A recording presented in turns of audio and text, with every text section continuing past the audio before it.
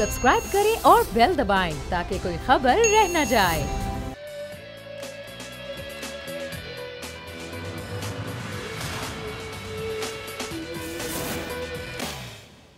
अस्सलाम वालेकुम, आप देख रहे हैं प्रोग्राम आज की ताज़ा खबर। मैं हूं अरबाब जहांगीर। नाज़रीन, वज़ीर आज़म के मुआविन ख़ुसूसी नईम उल हक ने आज शहबाज शरीफ की ज़मानत पर इज़हार ख्याल किया। उन्होंने कहा कि एक अच्छा कदम है, इसका हम एहतराम करते हैं, उनकी ज़मानत का एहतराम करते हैं और अपोजिशन का किरदार अब उम्मीद करते हैं कि शहबाज शरीफ आकर बेहतर और मुस्बत तरीके से अदा करेंगे। साथ ही उन्होंने कहा कि पीर को जो इजलास है उसमें तहरीक इंसाफ भी एक नए और मुस्बत तरीके से अब कौमी असम्बली को चलाएगी। साथ ही शहबाज शरीफ सब जेल से अभी तक अपनी रिहाई के मुंतज़िर हैं। लाहौर में आज वहाँ पर कैंप ऑफिस में कानूनी दस्तावेज़ात का जो मामला था वो कुछ मुकम्मल तौर पर हल नहीं हो सका। जेल अमले का कहना था कि बाई हैंड वो दस्तावेज़ात उन तक नहीं पहुँच सकी हैं, इसलिए अभी शहबाज शरीफ को रिलीज़ नहीं कर सकते वो। तो कल ये उम्मीद है कि कल सुबह रिलीज़ हो जाएंगे, चूँकि आज शाम ही उनका लाहौर जाकर मुलाकात करने का प्लान था अपने अहल खाना से, लेकिन अब शायद ये मामला कल पर चला जाएगा। तो बड़ी अच्छी बात है कि हुकूमत भी इस फैसले का एहतराम कर रही है। शहबाज शरीफ एक जानिब उनकी ज़मानत हो गई है, जबकि दूसरी जानिब अलीम खान जो कि साबिक वज़ीर भी हैं पंजाब के बल्दियात के, उनको अब मज़ीद 10 रोज़ा जिस्मानी रिमांड पर दे दिया गया है। तो इन्हीं सारे मामलों पर हम बात करेंगे। नज़ीर लगारी साहब सीनियर तज्ज़ियाकार हमारे साथ प्रोग्राम में मौजूद हैं, जबकि अमजद शुएब साहब भी हमें ज्वाइन करने वाले हैं, सीनियर तज्ज़ियाकार हैं। लेकिन पहले नईम उल हक साहब ने क्या कहा इस सिलसिले में वो सुनते हैं, उसके बाद गुफ्तगू का आगाज़ करते हैं। हम उम्मीद करते हैं कि शहबाज शरीफ साहब कौमी असम्बली में हिज़्ब इख्तिलाफ के कायद होने की हैसियत से वो किरदार अदा करेंगे जिससे पाकिस्तान के अवाम की बेहतरी, पाकिस्तान की कौम की बेहतरी, मुल्क की बेहतरी के लिए कानून साजी में मदद मिले। तहरीक इंसाफ और वज़ीर आज़म इमरान खान ये चाहते हैं कि कौमी असम्बली एक नई रविश इख्तियार करे।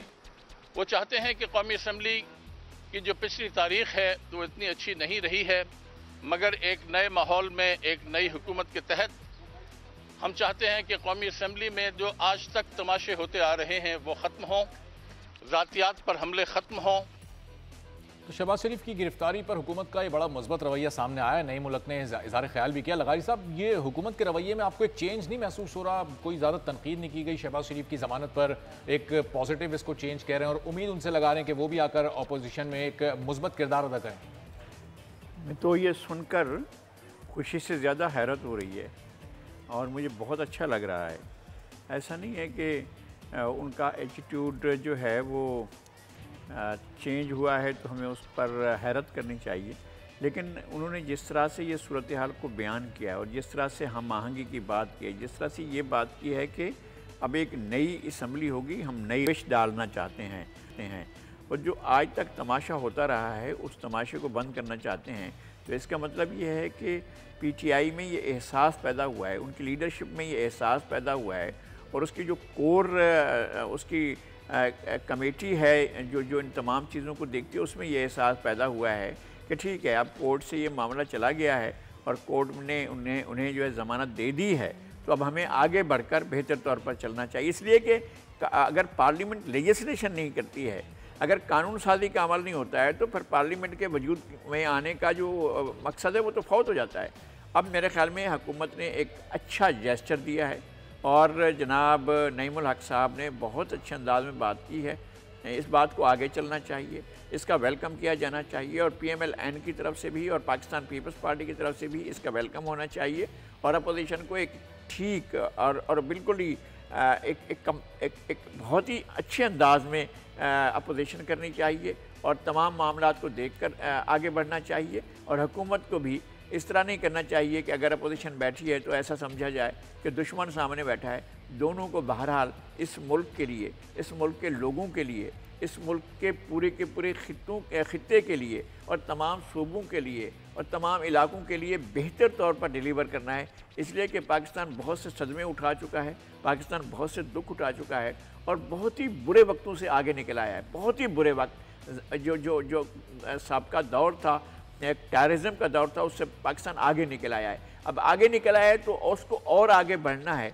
अब सारी दुनिया से अपॉर्चुनिटीज़ आपके पास आ रही हैं, अगर आप उनको अवेल करते हैं तो बहुत अच्छी बात है। अगर अवेल नहीं कर पाते हैं और अगर आप एक डिलीवरिंग स्टेट नहीं बन पाते हैं तो फिर ये आपका अलमिया होगा, आपका सदमा होगा, आपका दुख होगा।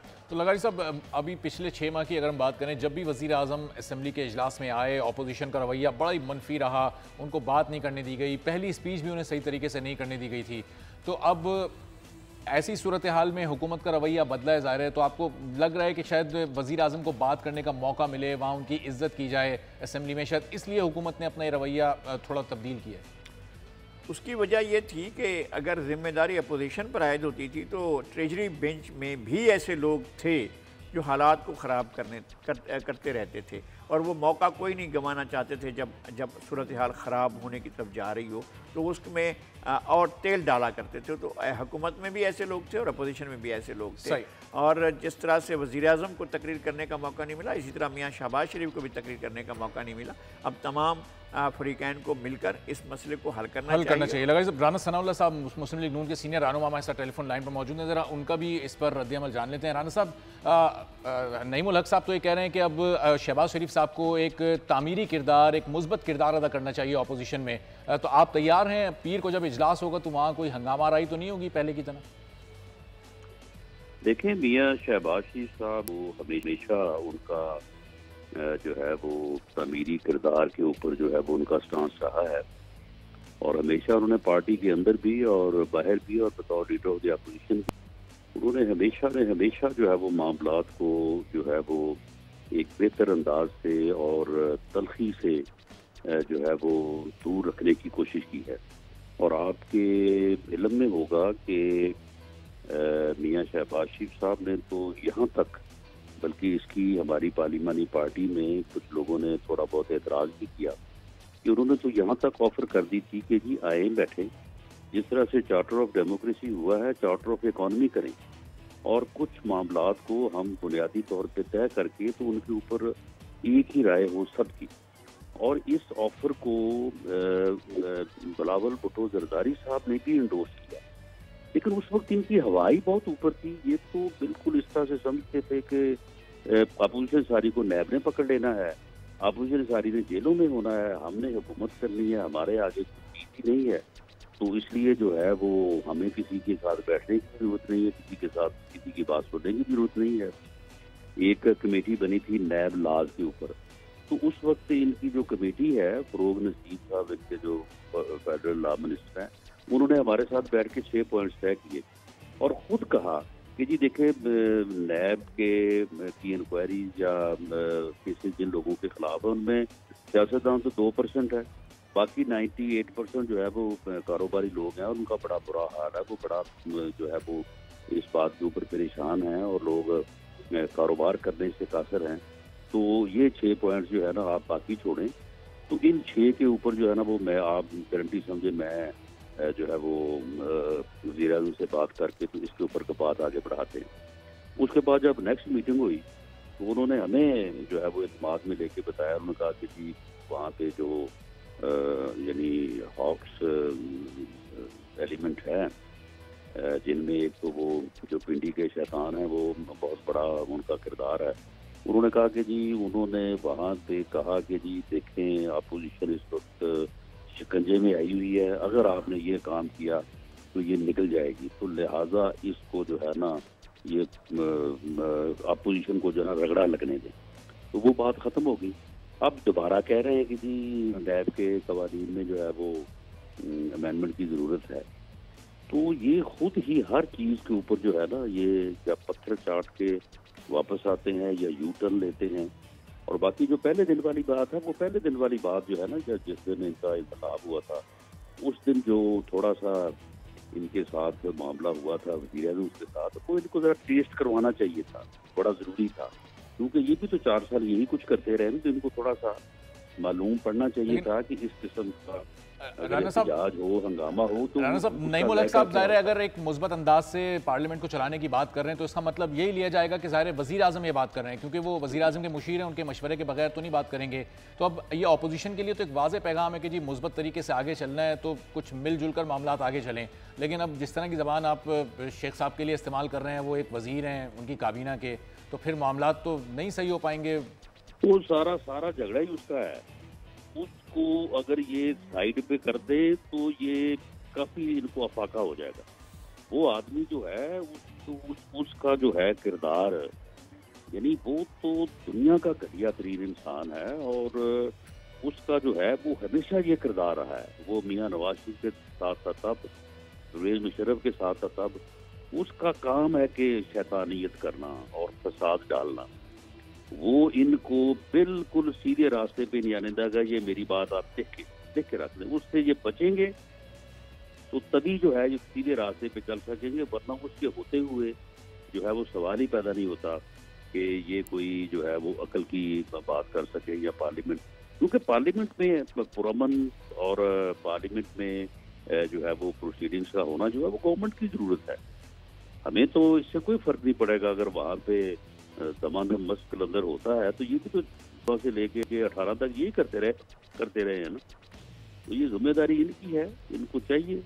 तो अब राणा साहब सीनियर एलिमेंट है, अब जाहिर पैगाम भी तो उन्हीं की जानिब से आया है, अब उनकी जानिब से पैगाम आया है मुस्बत तरीके से आगे चलने का, तो आपको और पीपल्स पार्टी को तो वेलकम करना चाहिए। पैगाम का तो हमें नहीं पता, हमारे साथ तो सिर्फ स्पीकर साहब ने बात की है और उन्होंने ये कहा है कि जो तमाम पार्लियामेंट्स का एक बुनियादी असूल है कि लीडर ऑफ द अपोजिशन और लीडर ऑफ द हाउस, उनको इंटरप्ट नहीं किया जाता जब बात करें। और ये बात है भी दुरुस्त, इसमें कोई स्पीकर साहब ने को अपने से ये बात नहीं की। ये वाकई एक पार्लियामानी बेसिक प्रिंसिपल है कि लीडर ऑफ द अपोजिशन और लीडर ऑफ द हाउस जो है वो जब हाउस में खड़े होकर बात करें तो उनको इंटरप्ट नहीं किया जाता।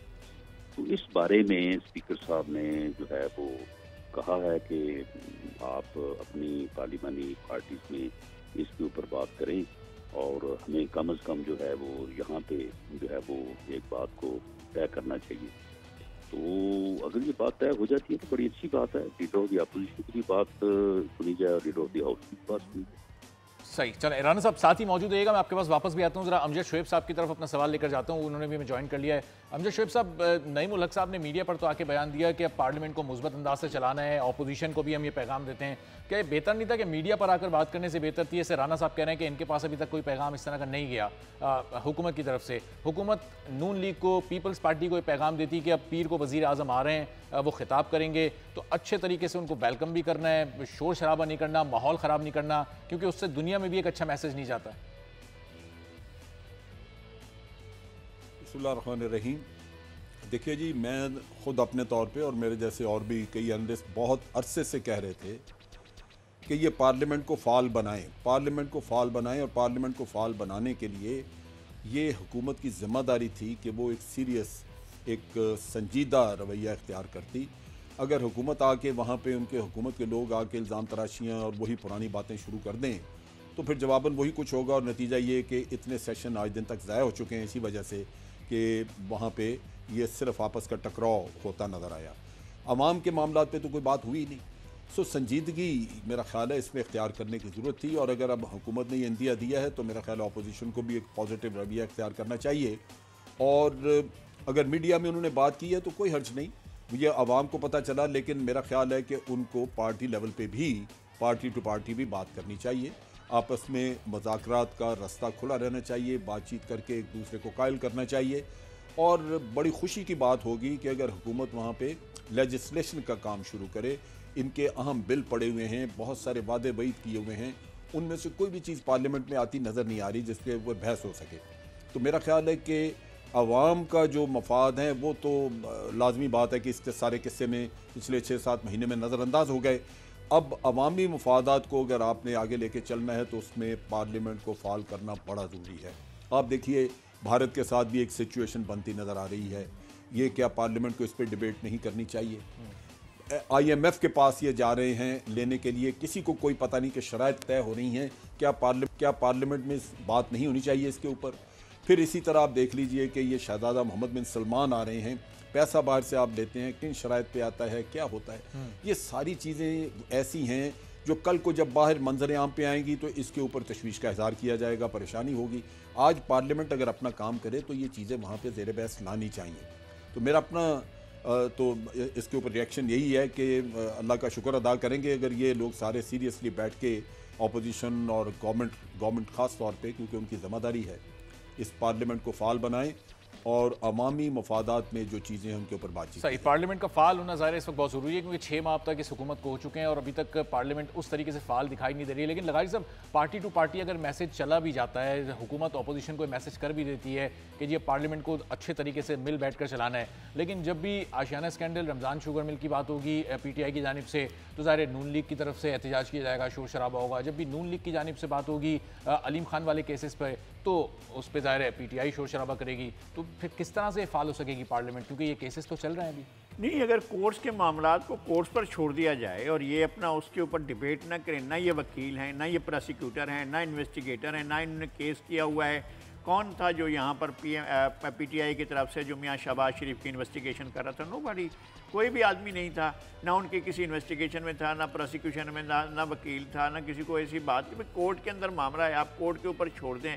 नैब ने गिरफ्तार किया, नैब ने बुलाया कि जी आए ज़रा पानी के ऊपर बात करते हैं, फिर गिरफ्तार कर लिया किसी और मामले में, फिर उसके बाद उनको अब ये 4-5 महीने हो गए, उनने ये बड़ा मुश्किल वक्त गुजारा है, उनकी बेल हो गई है। अब हुकूमत की तरफ से एक मैसेज दिया है, तो हमारे मेहरबान जनाब राना साहब भी इसको अच्छे तरीके से लें, गुडविल से दें, और थोड़ा सा अपने, उनके पास बड़ा ज़ख़ीरा है अल्फाज का, अगर उसको थोड़ा सा कम करके रखें और उस जो उनके अंदर नाराज़गी है उसको भी थोड़ा कम करें, तो चीज़ें जो हैं वो बेहतर तौर पर और आगे बढ़ेंगी। मैं नहीं कहता हूँ कि हुकूमत जो बिल्कुल ठीक कर रही है, हुकूमत के वज़रा ने माहौल ख़राब करने में कोई कसर नहीं छोड़ी है। और मुझे जो गुफ्तगू सुनकर लुत्फ़ भी आया और मज़ा भी आया जनरल अमजद शुएब की, और बहुत ही तवाज़ुन से, बहुत ही ऐसे अंदाज़ में कि जिस तरह से एक स्टेटमेंट को बात करनी चाहिए, उन्होंने इस तरह से बात की है। और उन्होंने हुकूमत के मामले पर भी बताया कि हुकूमत क्या कर रही है और हुकूमत को ऐसा नहीं करना चाहिए और जाना चाहिए आपको असल मसले की तरफ, असल मामले की तरफ कि आप लेजिस्लेशन करें। तो मेरे ख्याल में अगर ये अच्छा जेस्चर जाता है दोनों तरफ और दोनों तरफ मिलकर मामलात को आगे बढ़ाया जाता है, तो बड़े लोग हैं, इसलिए कि पाकिस्तान इन्होंने चलाना है ना भाई, इन्हीं के पास है पाकिस्तान का मुस्तकबिल यही है, हाल भी यही है। इसके अलावा हमें कोई आसमान से कोई सितारा उभरता हुआ या कहीं से निकलता हुआ नहीं नज़र आ रहा है, ना कोई ऐसी चीज़ नज़र आ रही है जिसको समझे यार वो इंतज़ार कर लो भाई, थोड़ी देर में कोई बड़ा एक किस्म का मिरेकल होने वाला है। ऐसा कोई मिरेकल नहीं होना है, यही लोग होंगे। राना साहब आज मुंतखब हुए MNA, कल वो MP हो सकते हैं, कल वो चीफ मिनिस्टर हो सकते हैं, कल वो किसी और मनसब पर, यही लोग होंगे। इसी तरह के लोग और भी होंगे। इसी तरह से हमें गुस्सा होता है जब फवाद चौधरी साहब बात करते हैं, लेकिन लीडर तो यही हैं, यही लोग हैं। इन्होंने अपने आप को एक बेहतर अंदाज में लेकर चलना है, और अगर ये बेहतर अंदाज में चलते हैं तो मेरे ख्याल में मजमूई तौर पर पाकिस्तान एक बेहतर समत की तरफ चल पड़ेगा, एक अच्छी राह अख्तियार करेगा कि जहाँ पर ये रुकावटें तो नहीं होगी ना कि जो एक दूसरे की नाराज़गी और शक्कर-रंजी के बायस और एक दूसरे के ऊपर शदीद किस्म के तनकीद और हमलों के सूरत में जो है रुकावटें पैदा हो जाती हैं, तो ये रुकावटें दूर कर ली जाएँ। और बाकी रुकावटें जो हैं वो अमली रुकावटें हैं। आपकी इकनॉमी ख़राब है, उसको ठीक करना है, आपके दीगर मामलात ख़राब हैं, उनको ठीक करना है। आपने एक जंग जीती है कि आपने दहशतगर्दी जो है उसका उस पर काबू पाया है, लेकिन कहीं कहीं फिर भी वाक़यात हो जाते हैं, इन पर काबू पाना है। अभी भी आपके अंदर पार्टियों के अंदर हॉक्स मौजूद हैं। फॉर गॉड सेक पाकिस्तान को एक कुछ अरसे के लिए इनको उस तरह की अपोजिशन नहीं करना चाहिए। एक बड़े जेंटलमैन अंदाज में सबको आगे बढ़ना चाहिए और बेहतर नतायज की तरफ। ठीक है लगाई साहब, बड़ी ज़बरदस्त आपने तजवीज़ दी है कि ज़ाहिर है जो केसेस नैब में चल रहे हैं, जो अदालतों में चल रहे हैं, वो वहीं चलने चाहिए और उस पर सियासी बयानबाजी नहीं होनी चाहिए। राना साहब, इस पर आपका पॉइंट ऑफ व्यू मैं लेता हूँ, लेकिन नाज बलोच साहिबा ने भी मैं ज्वाइन कर लिया है, पीपल्स पार्टी की रहनुमाएं। नाज साहिबा, नईम उल हक साहब ने आज जो गुफ्तगू की मीडिया से, बड़ी मुस्बत उस गुफ्तगू को लिया जा रहा है कि जी अपोजिशन का किरदार बड़ा तामीरी होना चाहिए, शहबाज शरीफ आकर एक मुस्बत किरदार अदा करें और अब पार्लियामेंट में अपोजिशन और हुकूमत साथ साथ मिलकर चलें और एक तामीरी मामलात के लिए पार्लियामेंट को फाल किया जा सके। तो आप कैसे उनके इस बयान को ले रही हैं, कैसे रिस्पॉन्ड करेगी पीपल्स पार्टी इस पर? बिस्मिल्लाहिर्रहमानिर्रहीम। देखें, ये जो अभी बयान आप बता रहे हैं, मैंने तो खैर नहीं सुना, क्योंकि मैं तो हमेशा तंदो तेज किस्म की और बहुत ही वो दिलखराश किस्म के जो स्टेटमेंट्स आते हैं वही हमेशा हुकूमत की जानिब से आ रहे हैं। साहब, अभी हमने अभी दिखाई है ये गुफ्तगू मीडिया पर जो गुफ्तगू उन्होंने की है। नहीं, आप कह रहे हैं तो यकीनन की बात हुई होगी, लेकिन व्हाट आई मीन टू से इज कि ये जो बातें अब हो रही हैं, ये बहुत पहले 6 महीने पहले इनको यही सोच के साथ आगे बढ़ना चाहिए था। जो अपोजिशन की तमाम जमातें इस बात के ऊपर मुत्तफिक थी कि हम चाहते हैं कि बरकरार रहे और जमहूरियत को किसी किस्म की आंच ना है। ये हुकूमत अपने 5 साल पूरे करे और मजबूत इकदाम करे, लॉ मेकिंग करे, लेजिस्लेशन करे। देखिए 6 महीने के अंदर कोई कानून साजी नहीं हुई। कमेटीज जो कि 1 महीने के अंदर मुरतब हो जानी चाहिए थी, वो कमेटीज अब जाके जो है अल्लाह अल्लाह करके अब जाके कमेटीज बनी है। तो ये बहुत तशवीश की बात है। और इसके साथ एक हुकूमत के जारहाना जो रवैया था, तो उसको हम बार बार कह रहे थे कि ये अपने जारहाना रवैये को खत्म करे। इसको हुकूमत मिली है, ये गवर्नेंस करें, अपनी परफॉर्मेंस के ऊपर ये फोकस करें और जहाँ जरूरत होगी ऑपोजिशन इनको पॉजिटिवली सपोर्ट देगी। लेकिन ये ज्यादातर बेखानी और इंतकामी कार्रवाई के मोड के ऊपर से बाहर आ नहीं रहे थे। मुझे खुशी है कि अगर हुकूमत ने अपनी सोच में तब्दीली लेकर आए हैं, क्योंकि असल बात यह है कि इनकी सोच के अंदर तब्दीली बहुत जरूरी है। और फिर उसके बाद जो इनकी परफॉर्मेंस है, आप देखते हैं माशी जो अब तक सूरत हाल है उससे भी बाहर निकलने के लिए इनके पास कुछ चारा नहीं है। ऑपोजिशन को बुरा कहेंगे, ऑपोजिशन को करप्ट, चोर, डाकू, डकैत कहेंगे। हुकूमत की जो परफॉर्मेंस है वो बेहतर नहीं हो सकती, इनको परफॉर्म करना पड़ेगा। और आप देखिए माशी तौर पे अगर आप देखिए गैस की जिस तरह तेजी से इजाफा हुआ। साहब आज तो बड़ी पॉजिटिव गुफ्तगू की है नईम उल हक साहब ने, शहबाज शरीफ की जमानत के फैसले का एहतराम भी किया है। अगर आप चाहें तो मैं वो क्लिप दोबारा भी आपके लिए चला देता हूँ, आप उसको सुन भी लीजिए। आप कह रहे हैं तो बोला होगा, लेकिन बात यह है कि हुकूमत जो है ये पॉजिटिव बात है, अच्छी बात है। हम चाहते हैं कि हुकूमत एक पॉजिटिव सोच के साथ आगे बढ़े, क्योंकि देखें बहरहाल हम तमाम पार्लियामेंटेरियन ये चाहते हैं कि हम मुल्क का मफाद करें, मुल्क को कोई फायदा हासिल हो। ये जो पीछे की तरफ रिवर्स गेट में मुल्क जा रहा है माशी तौर पे, इसको हमें कंट्रोल करना पड़ेगा। आप देखें इस वक्त करेंसी डीवैल्यू जितनी हुई है, 15 अरब का रोजाना का जो हमारा एक कर्जा है हमारे ऊपर, डेली बेसिस के ऊपर जो नुकसान हो रहा है, ये सारी चीजें। उसके अलावा हमारी करेंसी डिवैल्यूएशन, 30% इन्फ्लेशन और जो इन्वेस्टर हमारा मुतासर हुआ है मुल्क के अंदर, जो सरमायाकारी जो रुक गई है, ये सारी चीजों को इम्प्रूव करने के लिए हुकूमत को पॉजिटिव ही रहना पड़ेगा। अगर ये ऑपोजिशन के खिलाफ नेगेटिव एटीट्यूड के साथ आएंगे, और मैं हैरान हूँ कि फवाद चौधरी साहब की जो है वो उनके बयानिए कुछ और होते हैं। अब आज नईम उल हक साहब कुछ और कह रहे हैं, कल ये कोई और बात करेंगे। इनको जरा सी परसिस्टेंसी शो करनी पड़ेगी अपने रवैये के अंदर, अपने लहजों के अंदर और अपने एटीट्यूड के अंदर। चलें, एक इब्तिदा उन्होंने पॉजिटिव की है, अच्छी की है, तो ज़ाहिर है उम्मीद यही करते हैं कि आगे जो दीगर गुजरे हैं वो भी इसी पर चलेंगे। ना साहब साथ रहिएगा, राना सनाउल्लाह साहब का भी मैं इस पर टेक ले लूँ। राना साहब, जो लगारी साहब ने तजवीज़ दी थी कि जो नेप पर में जो भी केसेस चल रहे हैं, जो भी केसेस अदालतों में चल रहे हैं, अगर वो उन्हीं तक महदूद रहें, उन पर सियासी बयानबाजी ना की जाए, पार्लियामेंट में उस पर ज़्यादा बहस ना हो, तो ज़्यादा बेहतर तरीके से पार्लियामेंट चल सकती है, तलखियाँ भी कम हो सकती हैं। क्या ख्याल है आपका? बिल्कुल, लगारी साहब ने बड़ी सही निशानदेही की है, और ये निशानदेही जो उन्होंने की है, अगर इस तरह से हो जाए तो फिर और चाहिए क्या। और फिर ये तलखियाँ जो हैं बिल्कुल जो है वो कम नहीं हो जाए, बल्कि ये ख़त्म हो जाए। और फिर अगर कोई कोई आदमी तलखी पैदा करे तो उस तलखी को कोई आदमी बाई नहीं करेगा, उससे कोई आदमी जो है वो मुनासिब नहीं समझेगा। लेकिन इसमें मामला ये है कि जिस तरह से लगारी साहब ने बहुत सारी चीज़ों की निशानदेही की है, और अमजद शुएब साहब माशाल्लाह जो है वो ठीक है। चलें, आप भी लगारी साहब की इस तजवीज़ को वेलकम कर रहे हैं। वक्त चूंकि कम है, एक ब्रेक लेना है, ब्रेक के बाद भी इस पर गुफ्तगू। ना साहब आप भी साथ ही रहिएगा, क्योंकि यंग डॉक्टर्स का सिंध में एक इशू चल रहा है, उस पर आपसे थोड़ी सी बात करनी है। एक ब्रेक लेते हैं, ब्रेक के बाद वापस आएंगे।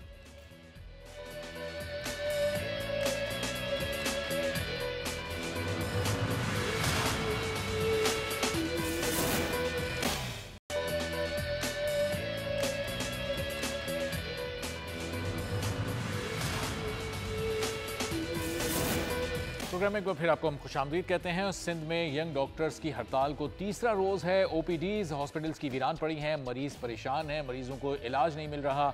न सिर्फ कराची बल्कि सिंध भर के जो बड़े बड़े हॉस्पिटल्स हैं वहाँ पर यंग डॉक्टर्स ने हड़ताल की हुई है। इनके मुतालबात अभी तक सिंध हुकूमत ने तस्लीम नहीं किए हैं। मुज़ाकरात का कोई सिलसिला अभी तक शुरू नहीं हो सका है। सूरत हाल क्या है, इस पर एक रिपोर्ट आपको दिखाते हैं, फिर वापस आके मज़ीद बात करेंगे।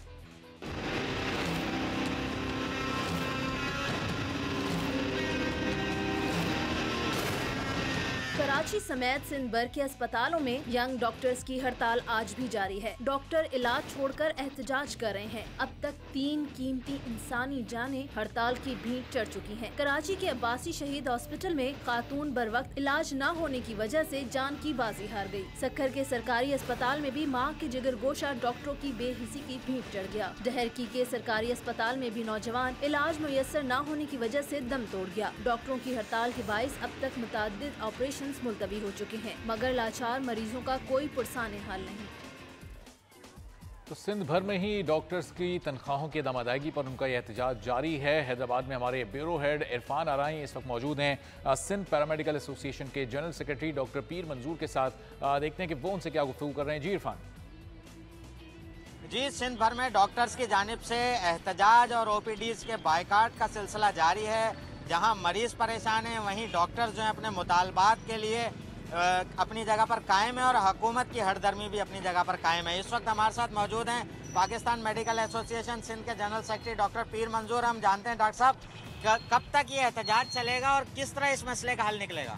ये मसला तो सिंध गवर्नमेंट के पास है, बाल उसकी कोर्ट में है। उसने हमारे मुतालबात मंजूर किए, मुज़ाकरात हुए, मुतालबे सारे मंजूर हो गए। हम सिर्फ ये चाहते हैं कि वो उस पर अमल करें। हम अमल के मुंतज़र हैं कि वो अमल करें, हम अपनी हड़ताल पूरी करें। और जब तक मुतालबात के सिलसिले में मंजूर नहीं होते, उन पर अमल नहीं होता, हम हड़ताल ख़त्म नहीं करेंगे। अच्छा, अगर सिंध हुकूमत जो है, अभी तो ओपीडीज के बायकाट पर हैं, अगर सिंध हुकूमत फिर भी नहीं मानती तो फिर अगला आपका अमल? देखें, वही बात मैं कह रहा हूँ कि ये हमें मजबूर कर रहे हैं कि हम और इंतहाई कदम उठाएं। जी, डॉक्टर पीर मंजूर हमें बता रहे थे कि सिंध हुकूमत वादा खिलाफी कर रही है और जो आवाम है वो परेशान है। ठीक है, पीर मंजूर ये कह रहे हैं कि जो सिंध हुकूमत वादा खिलाफी कर रही है, तमाम मुतालबात को मान लिया गया था लेकिन अभी तक इम्प्लीमेंटेशन नहीं हुआ। नाज बलूच साहबा, सूरत हाल आपके सामने है। हॉस्पिटल्स की ओपीडीज बंद है, इमरजेंसी में काम नहीं हो रहा, मरीज परेशान है, इलाज उन्हें नहीं मिल रहा। हुकूमत ने ये मसला हल करना है। अगर एक कमिटमेंट कर ली गई थी यंग डॉक्टर्स के साथ तो उसको पूरा क्यों नहीं किया गया? बिस्मिल्लाहिर्रहमानिर्रहीम। और देखिए, ये जो यंग डॉक्टर्स का मामला है, इस पे मैं खुद समझती हूँ कि यंग डॉक्टर्स के साथ जो इनकी सैलरी का इशू है, ये एक बहुत अहम मामला है और यकीनी तौर पे इनकी सैलरी के अंदर इजाफा जो है ये एक बहुत ज़रूरी चीज़ है जो कि फौरी बुनियाद के ऊपर होना चाहिए। And we stand by these doctors, हम उनके साथ हैं और इंशाल्लाह ताला बहुत जल्द इनका मसला हल होगा। मैंने ज़ाती तौर पे खुद भी चंद एक दिन पहले हेल्थ सेक्रेटरी से मेरी बात हुई थी और मैंने उनसे भी इस चीज़ के मुतालिक बातचीत की थी कि क्या हिकमत अमली है और कहाँ तक बात पहुँची है। और उन्होंने मुझे यकीन दहानी इस चीज़ की दिलाई थी कि बहुत जल्द जो है इनकी समरी भी साइन हो रही है और सारी चीज़ें आगे प्रोसीड होंगी और जल्द इनकी तनख्वाह में जो इजाफे का मामला है वो हल कर दिया जाएगा। और हुकूमत इस मामले के ऊपर सीरियसली इनके साथ खड़ी है। और साहिबा, ये हुकूमत की सीरियसनेस तो नजर आ ही रही है। 3 दिन से जो मरीज वहाँ जा रहे हैं उन्हें इलाज नहीं मिल पा रहा। अभी 2 दिन पहले, कल गुज़िश्ता रोज़ी सक्खर में एक 6 माह का बच्चा इलाज ना होने के बाद दम तोड़ गया है। तो हुकूमत की सीरियसनेस तो पिछले 3 दिन से हम देख ही रहे हैं। आप कह रही हैं कि होना चाहिए, आपकी जमात की हुकूमत है, जब आप ही कह रही हैं कि होना चाहिए तो हो क्यों नहीं रहा? देखिए, मैं आपको एक बात बताऊं कि पहली बात तो ये है कि मैंने आपको पहले ही जुमले में ये कहा कि मैं यंग डॉक्टर्स की इस जो इनकी डिमांड है उसके ऊपर मैं समझती हूँ कि जल्द अज जल्द अमल दरामद होना चाहिए। And I stand by these young doctors that definitely कि ये हमारे डॉक्टर्स हैं, ये हमारे मुल्क हैं और ये इनके साथ डेफिनेटली नाइंसाफ़ी होगी अगर इनकी तनख्वाहें जो है वो ना बढ़ाई जाए। और उसके ऊपर मैंने आपको ये भी बताया कि हुकूमत की जो हिकमत अमली है वो यही है कि मुझे हेल्थ सेक्रेटरी ने खुद कंफर्म किया है कि जल्द अज जल्द इनकी समरी साइन हो रही है और इनकी प्रोसेस जो इनका एक प्रोसीजर है उसको फॉलो करते हुए अमल दरामद as soon as possible किया जाएगा। लेकिन नाज़िर जो बाकी मेरी गुजारिश सुनने, बाकी मेरी गुजारिश सुनने, दूसरी बड़ी जो अहम बात है वो यंग डॉक्टर से मेरा एक ज़ाती तौर पे कह दें और एज ए पार्लियामेंटेरियन मेरा उनसे मुतालबा है कि जो लोगों की जानों का नुकसान हो रहा है, जो हॉस्पिटल्स के अंदर जो है एक कैफियत डाल के रखी है कि वहाँ पे अटेंडेंस नहीं हो रही, तो इसके ऊपर मेरा ख्याल है कि ये प्रोटेस्ट करने का जो तरीका है इसको ये तब्दील कर लें। ये गुजारिश है इनसे, क्योंकि लोगों की जान के साथ जो है हम नहीं खेल सकते। बहरहाल ये हमारे मेडिकल ऑफिसर्स हैं, ये यंग ऑफिसर्स हैं और ये सरकारी अफसर हैं और इनके ऊपर डेफिनेटली ये जिम्मेदारी है। जहाँ हुकूमत की जिम्मेदारी है कि इनकी तनख्वाहों में इजाफा करे, वहाँ इनके ऊपर भी जिम्मेदारी है, एज ह्यूमैनिटेरियन ग्राउंड की जिम्मेदारी है कि वो मरीजों को जाके उनको चेकअप करें और अपने जो उनका जॉब है, जो उनकी ड्यूटी है, जो उनकी जिम्मेवारी है, जो उनकी रिस्पॉन्सिबिलिटी है, उसके ऊपर बिल्कुल भी वो जो है ना कॉम्प्रोमाइज़ ना करें।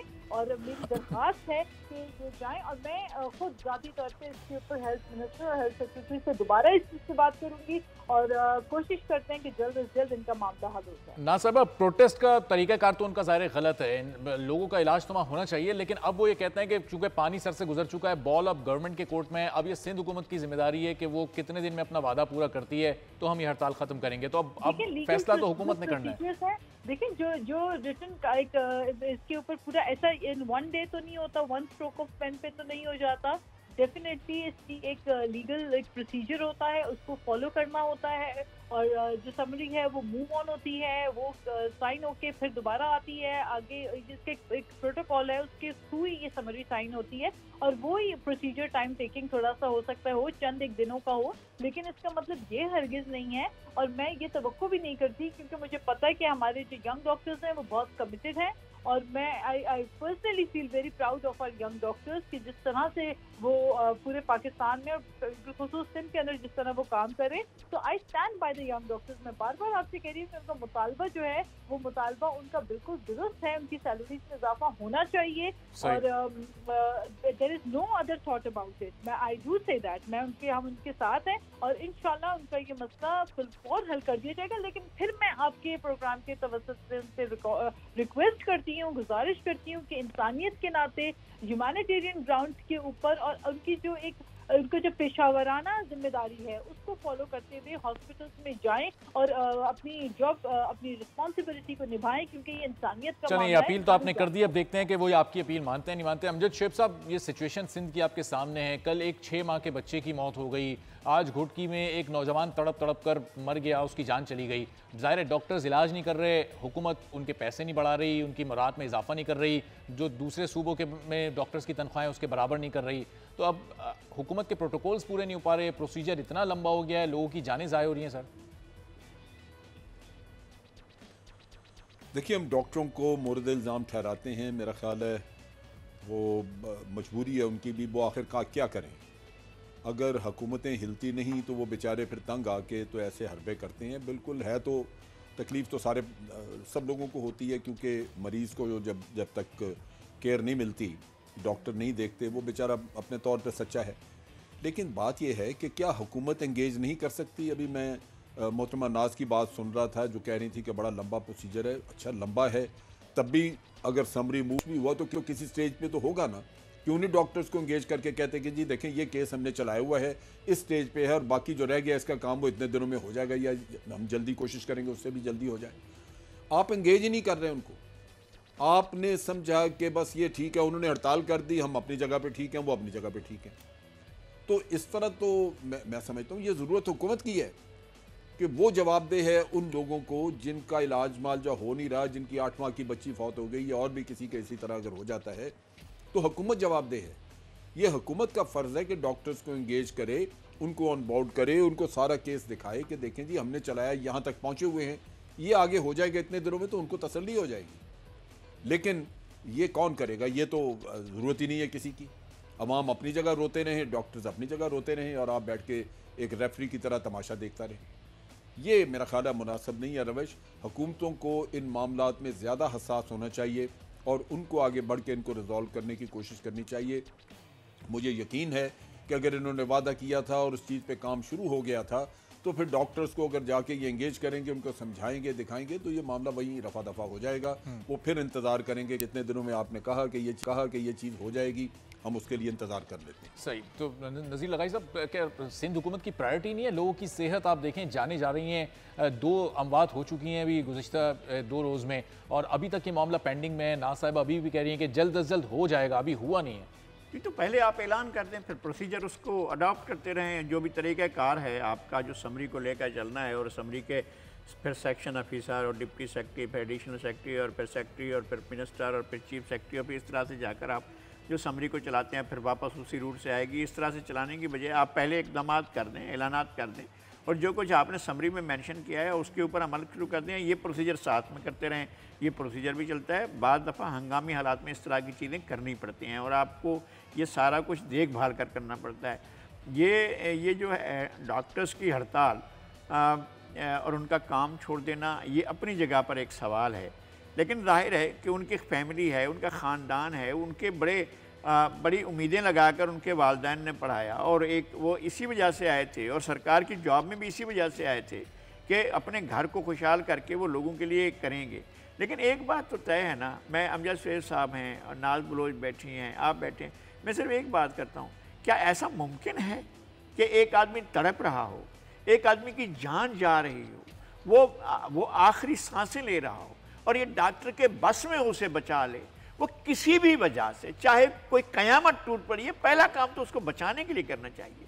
मैं डॉक्टर्स के मुतालबात की मुखालफत नहीं कर रहा हूँ और मैं उनके साथ हूँ, लेकिन ये क्या है कि एक आप बहुत सी चीज़ों में कर सकते हैं। सही। प्रोग्राम के आखिरी हिस्से में कुछ बात कर लेते हैं। पुलवामा में जो खुदकुश हमला हुआ था, 44 भारतीय फौजी उसमें मारे गए थे और भारतीय वज़ीर आज़म और भारतीय मीडिया ने बगैर कुछ सोचे समझे उस हमले का इल्ज़ाम पाकिस्तान पर धर दिया था। अमजद शोएब साहब, ये किस तरह का रवैया है भारतीय वज़ीर आज़म का, भारतीय मीडिया का? कोई शवाहिद मौजूद नहीं है, कोई सबूत इस बात का मौजूद नहीं है कि इसमें पाकिस्तान की कोई इन्वॉल्वमेंट हो सकती है। एक ज़ाहिर अफसोसनाक वाक़या हुआ है कि 44 भारतीय फौजी मर गए, लेकिन पाकिस्तान पर इल्ज़ाम धर दिया गया इंडिया की जानिब से।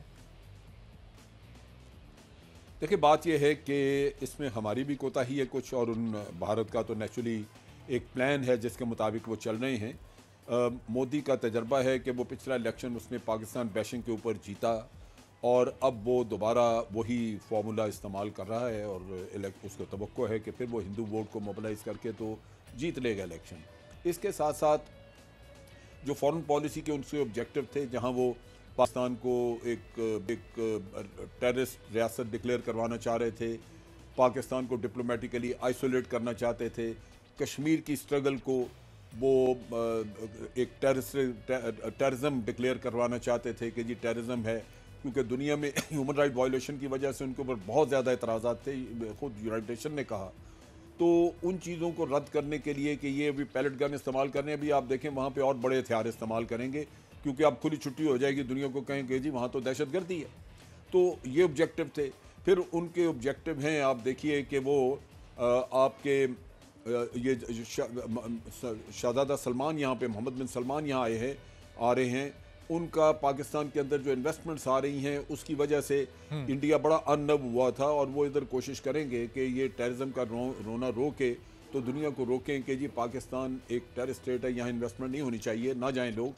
पाकिस्तान के लिए वो हर तरह से मसाइल भी पैदा करेंगे और अपने कौमी मकासद भी हल करेंगे, ज़ाती मकासद भी हल करेंगे। ज़ाती ये कि इलेक्शन में उनको फ़ायदा हो और वो दोबारा हुकूमत में आएँ, और कौमी ये कि कश्मीर की स्ट्रगल जो है वो उन्होंने कुचलनी है और कश्मीरियों का खून मजीद बहाना है, उसके लिए दुनिया उन पर उंगली न उठाए, ये वो काम करेंगे और पाकिस्तान को डिप्लोमेटिकली आइसोलेट करने का काम करेंगे।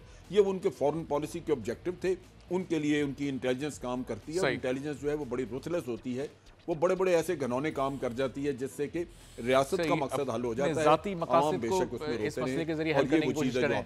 लगाजी साहब, होना तो ये चाहिए था जब ये वाकया हुआ उसके बाद इन्वेस्टिगेशन करनी चाहिए थी। एक चीज़ मैं और कह दूँ यहाँ पे, एक चीज़ कबल इसके, जी ये मैं एक इशारा आपको और दे दूं, ये मैंने बहुत पहले से 7 महीने पहले से ये पेशीन गोई की थी कि ये काम यहाँ हो सकते हैं, क्योंकि कश्मीरी बेचारे पहले ही मर रहे हैं, लेकिन अब सिखों पे भी हमले हो सकते हैं, क्योंकि भारत को करतारपुर कॉरिडोर का खुलना कतन कबूल नहीं और उनकी इंटेलिजेंस इसको स्टॉल करने के लिए, बंद कराने के लिए हर वो हरबा इख्तियार करेगी जिससे कि ये मामला रुक सके। और आप देखेंगे कि ये अगले साल रुकने से पहले सिखों के साथ जो गुडविल पाकिस्तान ने पैदा की है उसको ख़त्म करने की कोशिश की जाएगी और सिखों पे भी हमले कराए जाएंगे। सही। लगाई साहब, ये तो बड़ी तशवीशनाक खबर दे रहे हैं मुझे शोएब साहब। अगर ऐसा होता है तो इस वाक़े के बाद होना तो चाहिए था, इन्वेस्टिगेशन की जाती है, कहीं कोई अंदरूनी हाथ तो मुलविस नहीं है, बगैर कुछ सोचे समझे लगा दिया गया इल्ज़ाम पाकिस्तान पे।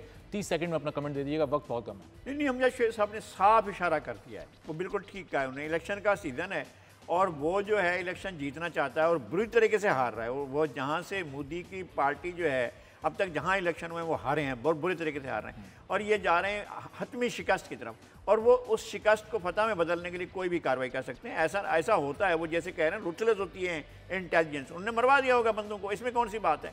और वो अल्टीमेट रिजल्ट क्या होगा? रिजल्ट ये होगा कि लोगों की हमदर्दियाँ पैदा होंगी, यार हमारे फौजियों को मारा जा रहा है, चलें भाई अब उनको चलकर वोट देते हैं। इस तरह की सूरत हाल पैदा हो रही है और ये मैसेज इंडियन अवाम के लिए होना चाहिए। तौर पर ये ज़ाती मकासद हासिल करने के लिए तमाम मामला किए जाने लगाइए। आप प्रोग्राम में अपने आप मौजूद हैं। शोएब साहब आपका शुक्रिया, राना सनवाला साहब आपका भी बहुत शुक्रिया, नाज बलोच साहब ने ज्वाइन किया था उनका भी बहुत शुक्रिया। आज के प्रोग्राम से नाज़रीन इजाज़त दीजिए, अल्लाह।